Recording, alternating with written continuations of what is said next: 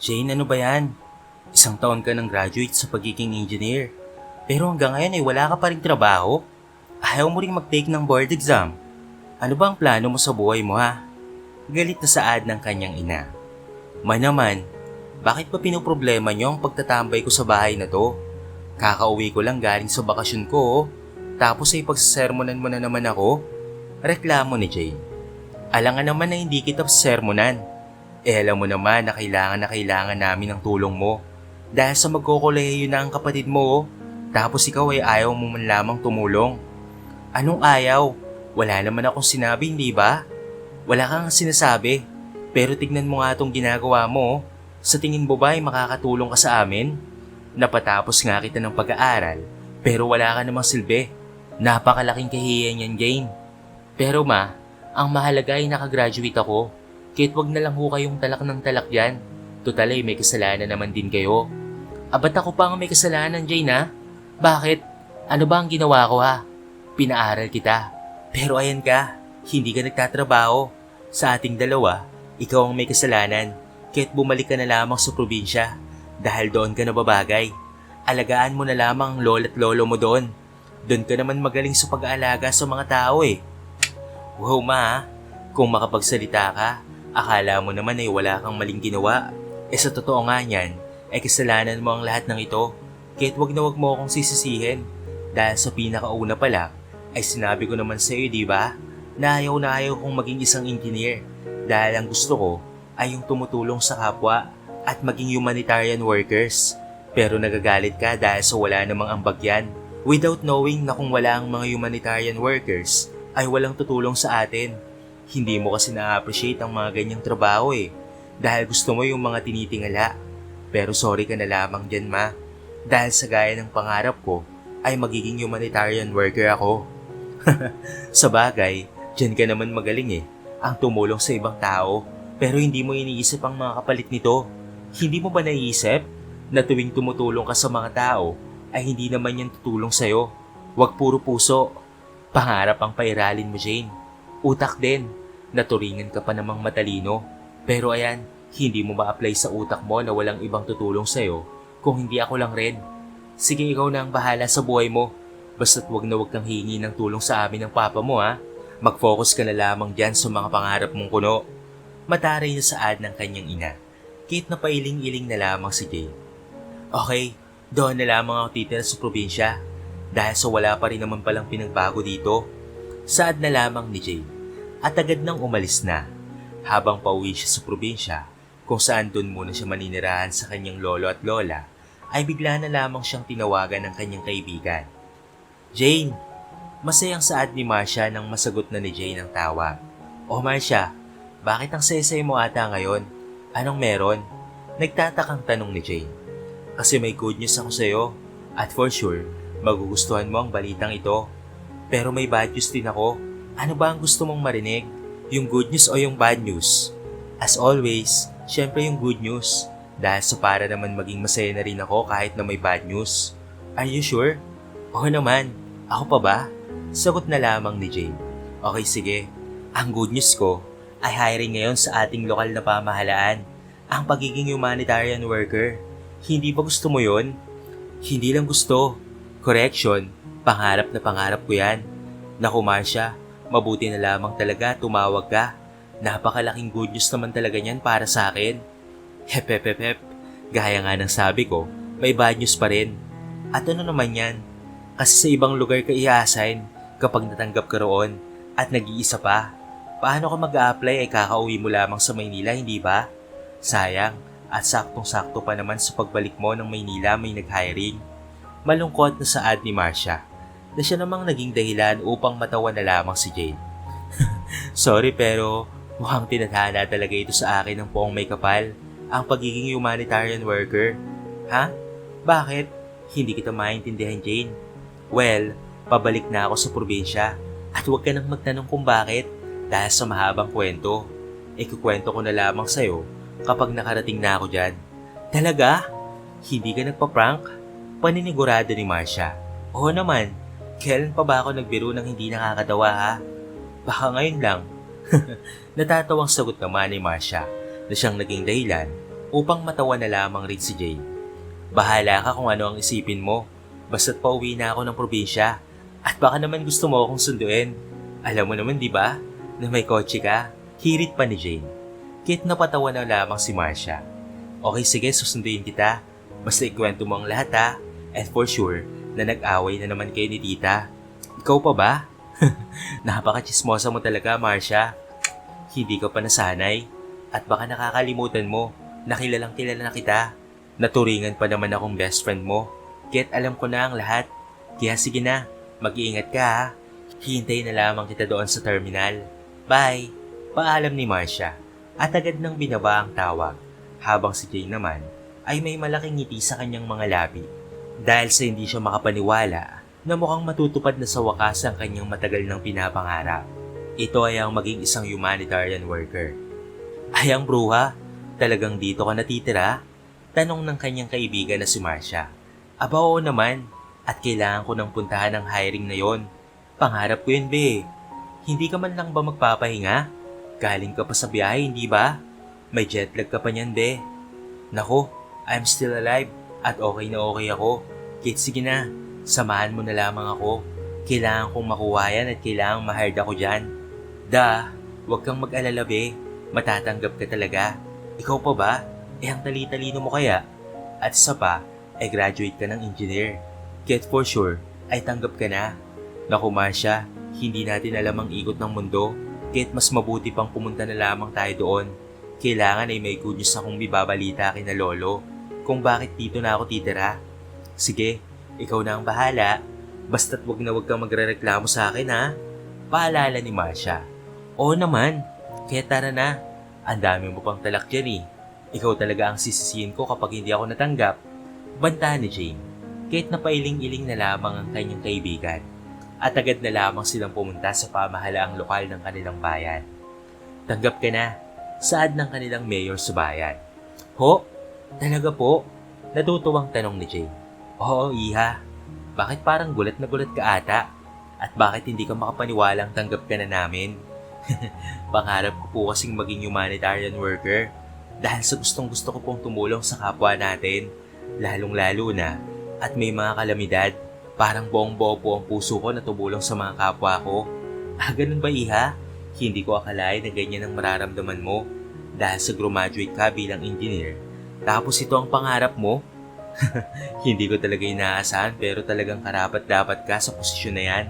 Sapagkat ikaw lang ang bukod tangi at talagang bukal ang kalooban na mag-apply at tumulong sa ating kapwa. Kaya't bilang pabuya ko sa'yo, ay ikaw na lamang ang papipiliin ko ng bayan kung saan kita i-assign. Sigurado po ba kayo? Tanong niya rito. Oo naman, napakabait mong bata eh. Kaya't dapat lang na pumili ka. OMG, grabe. Thank you Lord sa lahat ng biyaya ah. Kaya't sir, gusto ko po sa bayan namin.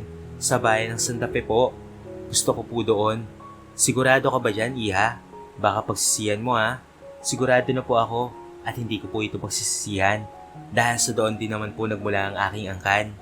Pero matanong nga po kita, may problema po ba sa napili kong lugar? Nagtatakang tanong ni Jane. Wala naman iha pero kung may nalalaman man ako, ay alam kong malalaman mo rin yon. Kaya't ang tanging may papayo ko lamang sa'yo ay maging matapang ka at matatag sa buhay. Lalong-lalo na sa bayan na napili at pinagmumulan mo ay siyang kadalasan na nakakaranas ng mga kalamidad at bagyo. Kaya't mukhang mahihirapan ka doon. Tama ho kayo sir. At maraming salamat din ho sa inyong pag-aalala para sa akin ha. Sad na lamang ni Jane. At agad naman ang nagpaalam sa mayor ng kanilang lungsod. Kaya't umalis na si Jane at lumabas ng nakangiti. Ano bes, natanggap ka ba? Tanong kaagad ng kanyang kaibigan na si Marcia. Oo be, at Diyos ko, sa bayan pa talaga natin ako na-assign. Akalain mo yon na kahit na pinapalayas ako ng mga magulang ko, ay may malaking swerte pa rin naman na dumarating. Ewan ko na lang sa'yo. O andito na tayo. Bumaba ka na nga at hindi na ako magtatagal pa dahil aalis na ako. Pakisabi na lamang sa lolo't lola mo na kamusta ha? Okay sige, salamat bruha. Mag-iingat ka ha. Paalam ni Jane sa kanyang kaibigan na si Marcia. Lola, hi po. Bati ni Jane sa kanyang lola na siyang sa katunayan ay nagbabasa ng dyaryo. Apo? Jane, bakit nandito ka? Hindi ba kahapon lang ay umalis ka na? Tapos ngayon ay bumalik ka na kaagad? Gulat na tanong ng kanyang lola. La, pwede bang magpahinga muna ako tapos ikikwento ko sa inyo kung bakit ako nandito na naman? At alam niyo naman kung bakit hindi ba? Makabulo ang saad ni Jane. Aba, ano naman ang dahilan niyan, apo? Nag-aaway na naman ba kayo ng mama mo? Kahit kailan talaga yung sesusa, kine-question na naman ang mga gusto mo. Pero apo, may good news ka ba? For sure ay meron.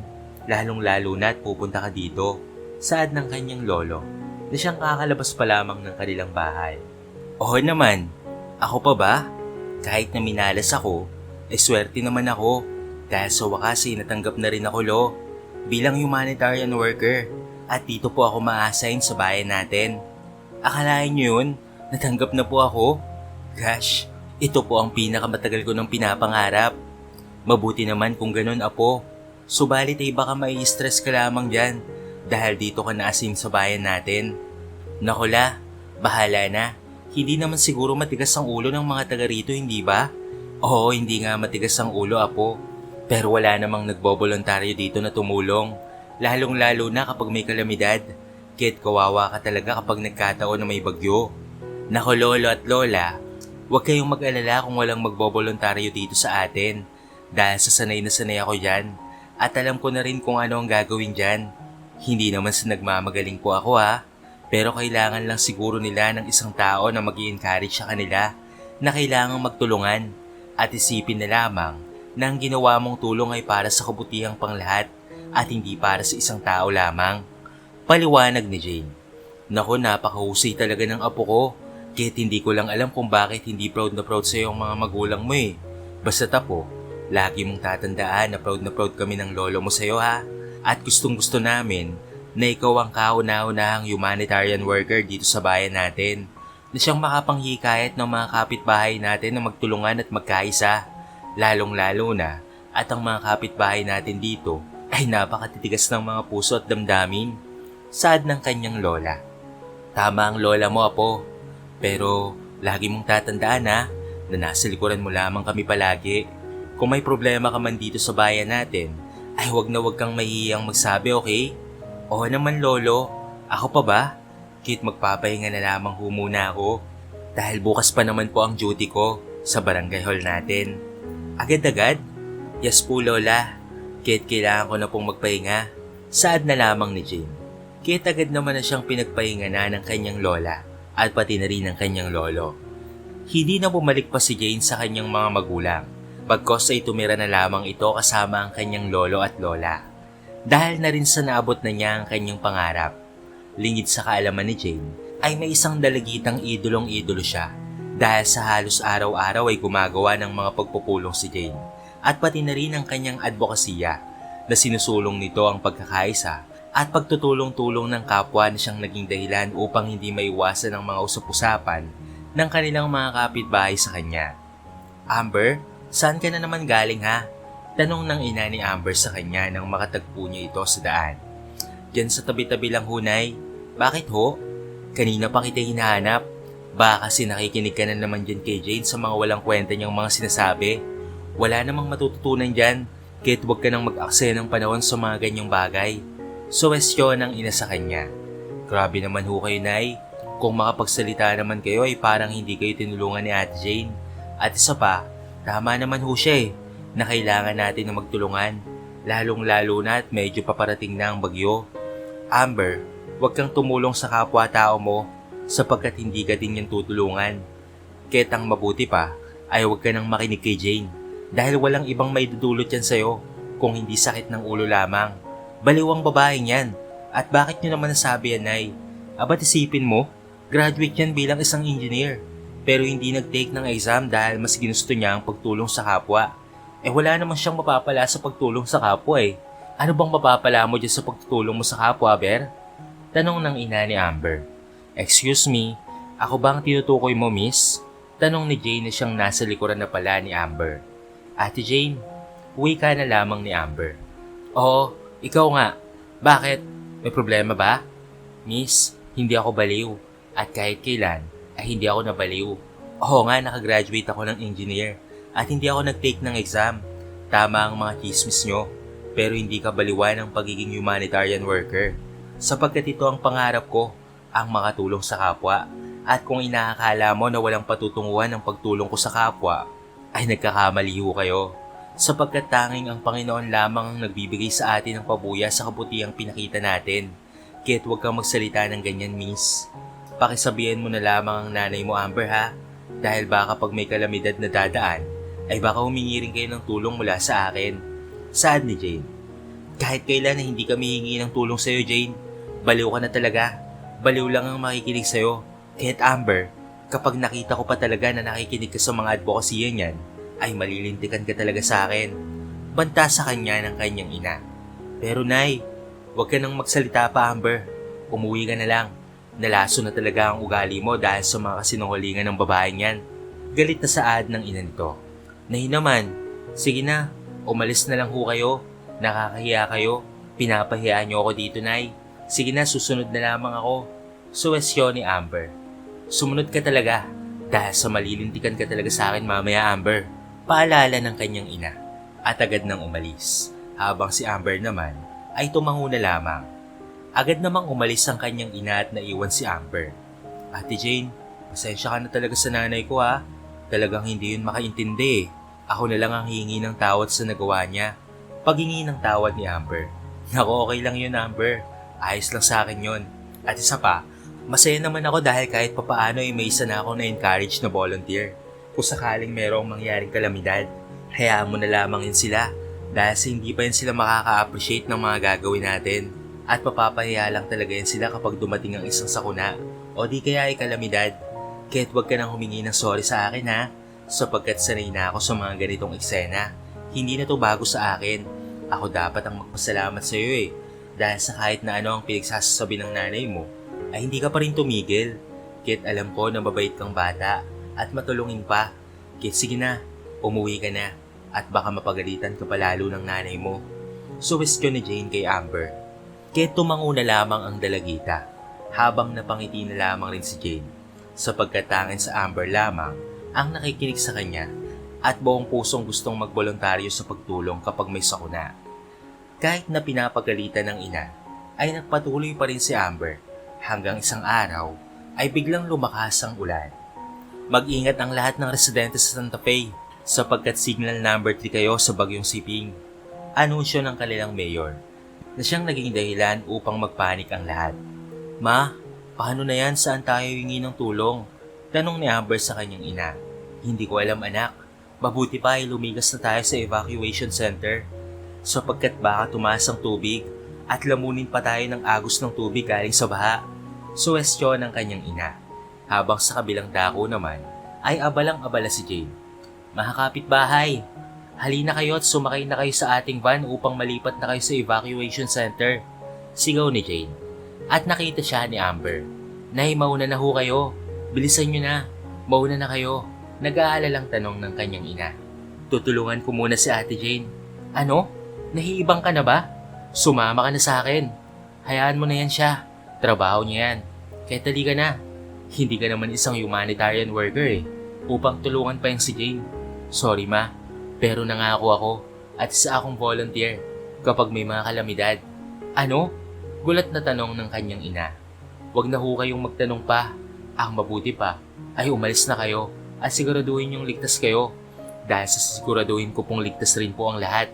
Kasama ko si Ate Jane. Kaya't huwag kayong mag-alala, Nay. Paninigurado ni Amber sa kanyang ina. Kaya't napailing-iling na lamang ito. O sige, basta't mag-iingat ka anak ha. Mangako ka na magiging ligtas ka, okay? Natatakot na saad ng kanyang ina. Pangako, Nay. Sagot na lamang nito. Kaya't agad na siyang umalis at pumunta kay Jane. Ate Jane, tawag ni Amber. Oy Amber, anong ginagawa mo dito? Iligtas mo na ang sarili mo. Ate Jane, tutulungan kita. Nangako ako bilang isang volunteer. At ito na ang tamang oras upang maipakita ko sa lahat, lalong-lalo na sa mga tinuturo mo. Nang sa gayon na hindi sila mataranta at mabahala sa mga bagyo o di kaya baha. Pero Amber, kaya ko na to. Iligtas mo na ang sarili mo. Ate Jane, hindi kita iiwan. Nangako ako na magbo-volunteer ako dahil sa ikaw ang inspirasyon ko. Kahit ayaw mo man o sa gusto, ay wala ka nang magagawa dahil matigas talaga ang ulo ko. Kaya't kahit ipagtabuyan mo pa ako ngayon, ay hindi ako alis talaga. Seryosong saad ni Amber. Kaya't napailing-iling na lamang si Jane. Okay, sige. Basta't sigurado naman na naaalala mo ang lahat ng mga tinuro ko, hindi ba? Yes, Ate Jane. Ako pa ba? Okay, sige. Doon ka sa bandang yon, habang ako naman ay dito. Maghiwalay na lamang tayo upang mas madali nating malikas ang lahat. Copy, Ate Jane. Okay, sige. Doon ka na ha. At wag mong kakalimutan na mag-ingat ka palagi, Amber ha. Nag-aalala lang saad ni Jane na siyang tinanguhan na lamang ni Amber. At nang dahil doon ay ang lahat ng kanilang mga mamamayan sa kanilang barangay ay nailikas kaagad-agad dahil sa tulong ni na Jane at Amber. Wala namang masamang nangyari sa kanilang dalawa. Andito na ba ang lahat? Tanong ni Jane. Opo, nandito na po ang lahat. Sagot naman ng lahat. Mabuti naman kung ganon dahil sa talagang malakas na ang ulan at mataas na rin ang tubig. Kahit walang lalabas ha, hanggang sa hindi pa tumitigil ang ulan. At isa pa, huwag na kayong mag-alala sa pagkain dahil sa darating na rin ang pagkain maya-maya. Amber, sumama ka sa akin, okay lang ba? Tanong ni Jane. Oo naman po ate, saan ba tayo pupunta? Nagtatakang tanong ni Amber. Dito lang naman. Tayo ang magpapacilitate ng mga pagkain upang masiguro natin na talagang lahat ay makakain at mabubusog. Ani na lamang ni Jane. Copy, Ate Jane. Sagot na lamang ni Amber. Kahit lumipas ang ilang minuto, ay agad naman ang dumating ang pagkain. Kahit halos lahat ng kanilang mga kapitbahay ay nahihiyang lumapit. Bakit kayo nahihiya? Halina kayo, nang kayo ay makakain na at makapagpahinga na. Tawag ni Jane. Subalit ay halos lahat ay nakayuko lamang. Jane, pasensya ka na talaga sa mga nasabi namin patungkol sa iyo ha. Malaki ang pagsisisi namin.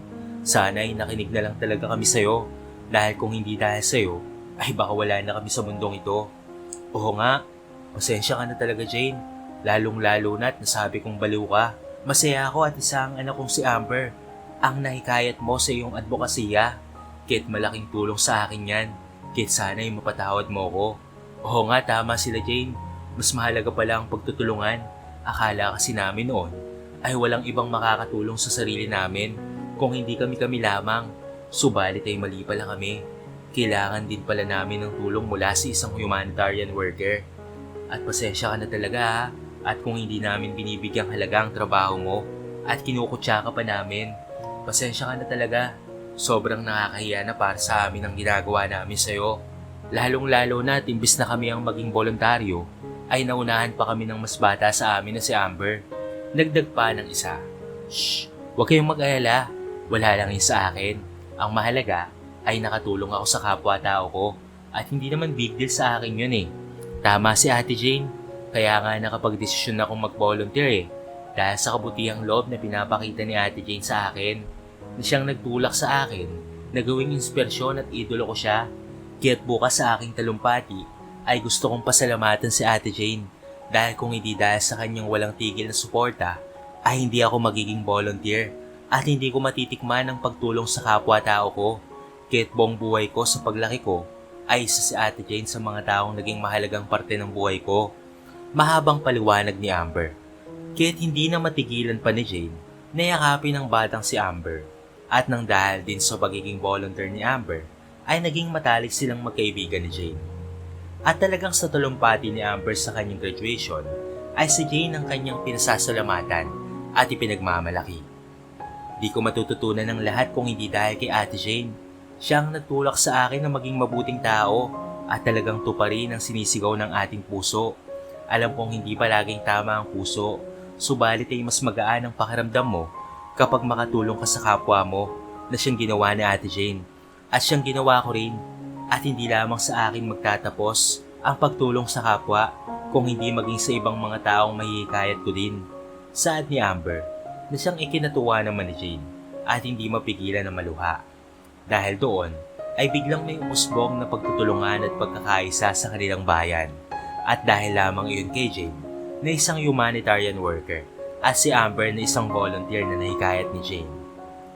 Di kalaunan ay nabalitaan ito ng mga magulang ni Jane. Tuwang-tuwa ang mga ito at sisisi sila sa kanilang mga nasabi noon sa kanilang anak. Ngayon ay ipinagmamalaki nito si Jane at itinuturing itong bayani at nakilala ng maraming tao.